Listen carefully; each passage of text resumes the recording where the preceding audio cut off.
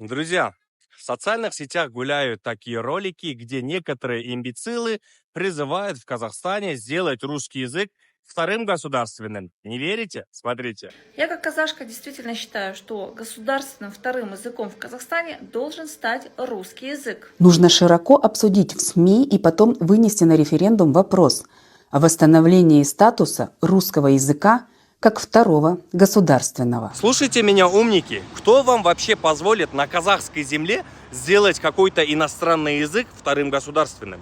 Это первый момент. Второй момент. Успокойтесь. Успокойтесь. Не надо провоцировать казахский народ. Это до добра не доведет. Вы знаете, к чему вы можете привести эту страну такими высказываниями? Успокойтесь. То, что вы сейчас делаете и то, что вы сейчас говорите, это реальная провокация. Да, мы, казахи, очень добрые, мирные, но до поры до времени. Не забывайте об этом. До поры до времени.